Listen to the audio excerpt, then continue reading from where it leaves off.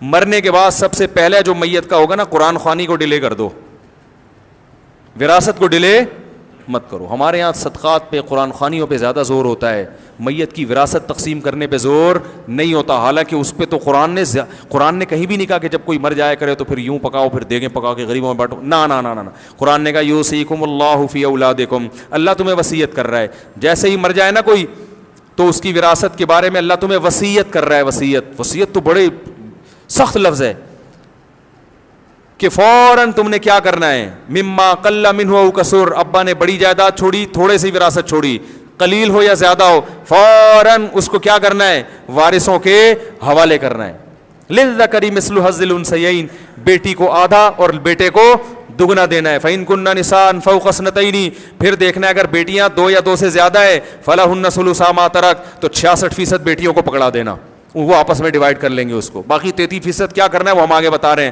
کیسا اللہ نے تفصیل سے بتایا نا, کوئی بھی نہیں کرتا یہ. فإن كن نساء فوق اثنتين فلهن ثلث ما ترك وإن كانت واحدة فلها النصف, باپ مر گیا, اکلوتی بیٹی ہے اور کوئی نے وارث نہیں ہے, آدھی جائیداد اس کے حوالے کر دو. وَلِأَبَوَيْهِ لِكُلِّ وَاحِدٍ مِّنْهُمَا السُّدُسُ إِن لَّمْ يَكُن لَّهُ وَلَدٌ, اگر میت کے سرے سے اولاد ہی نہیں تھی تو 1/3, اگر ان کی اولاد ہے تو 6واں حصہ ابا کو دے دو اور 6واں حصہ اماں کو دے دو. یہ تو سارے اللہ احکام بیان کر رہے ہیں. کوئی کرتا ہے اس پر عمل؟ 15-20 سال کے بعد جب پھڈے شروع ہوتے ہیں تو مفتی صاحب سے پوچھنے آ رہے ہوتے ہیں کہ مفتی صاحب 1901 میں میرے والد کا انتقال ہوا تھا ہیں, اور اب ہم پوچھنے کے لیے آ رہے ہیں کہ کس کو کیا ملے گا.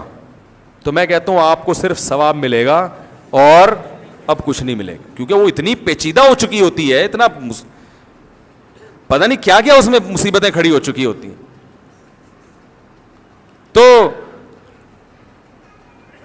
کیسے اللہ نے, میں تو جب وراثت کی آیات پڑھتا ہوں میں تو حیران ہوتا ہوں یار, اللہ نے کیسا مالی معاملات میں ہمیں صاف رہنے کا حکم دیا. فَإِن لَّمْ يَكُن لَّهُمْ وَلَدٌ وَوَرِثَهُ أَبَوَاهُ فَلِأُمِّهِ الثُّلُثُ, اللہ فرماتے ہیں اگر میت کے سرے سے کوئی اولاد ہی نہیں ہے تو کسی کا بھی انتقال ہو نا تو سارا وراثت اس میت کے ابا اماں کو پکڑا دو. ابا کو 66% دے دو, اماں کو 33% دے دو. ابا کا خرچہ زیادہ ہوا ہے نا بیٹے پر, اماں کا تو ہوا ہی نہیں, اماں پہ تو اللہ نے ڈالا ہی نہیں ہے, پھر بھی اللہ کہتے ہیں اماں ہے نا 33% غریبی میں ان کو دے دو. میں اس لیے کہہ رہا ہوں کہ غیر مسلم کہتے ہیں ابا کو زیادہ مل رہا ہے اماں کو کم, حالانکہ دونوں برابر ہیں. بھائی بیٹے پر کا سارا خرچہ اللہ نے کس پہ ڈالا تھا, ابا پہ. اماں پہ 1 روپیہ بھی نہیں ڈالا تھا, اماں کو پھر بھی فری میں 33% مل رہا ہے. اور ابا جس نے پوری زندگی بیٹے پہ سارا خرچہ کر ڈالا اس کو اللہ کہہ رہے ہیں اس کو 66% دے دو, اس نے خرچہ بہت کیا ہے. تو اصول لحاظ سے تو اماں کا 1 بھی روپیہ خرچ نہیں ہوا, لیکن اللہ کہتے ہیں پھر بھی بہرحال اماں ہے تو 33% اماں کو بولو بھائی دے دو. اور اب 66% ابا کو ملے گا تو اس 66% کو ابا نے خرچ بھی اماں پہ ہی کرنا ہے, جبکہ اماں کو جو 33% ملے گا اس میں سے اماں نے ابا پہ 1 دھیلا بھی خرچ نہیں کرنا, اور اللہ نے کہا بھی نہیں خرچ کرنے کو. نہیں آ رہی میرے خیال ہے بات سمجھ. پھر آگے اللہ نے فرمایا آباؤکم و ابناؤکم, یہ سب تمہارے باپ دادے ہیں. لا تدرون ایہم اقرب لکم نفعا, تمہیں نہیں پتا کہ تمہارے فائدہ کا کون ان میں زیادہ ہے, اس لیے جیسے جیسے ہم نے کہا ویسے ویسے دیتے رہو. پھر اللہ کہیں گے, انسان کہتے ہیں اللہ ابا اماں کا تو بتا دیا, بیٹے بیٹیوں کا بھی بتا دیا, میاں بیوی کا تو بتایا نہیں. اللہ فرماتے ہیں وَلَكُمْ نِصْفُ مَا تَرَكَ أَزْوَاجُكُمْ إِن لَّمْ يَكُن لَّهُنَّ وَلَدٌ, اگر تمہاری بیگم کا اِنَّا لِلَّهِ ہو گیا ہے تو قرآن خوانیوں کا بعد میں سوچنا بیٹھ کے, ٹھیک ہے نا.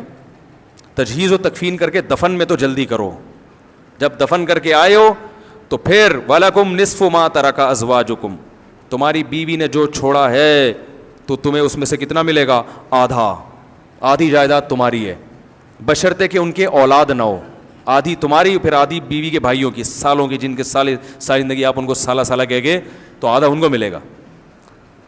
اور اگر بیوی کی اولاد ہے فَلَكُمُ الرُّبُعُ, تو تمہیں 1/4 ملے گا, اور 75% بولو کہاں چلا جائے گا, تمہاری بیوی کے بچوں میں چلا جائے گا. پھر تمہارا حصہ کم ہو گیا کیونکہ اولاد کو پہلے.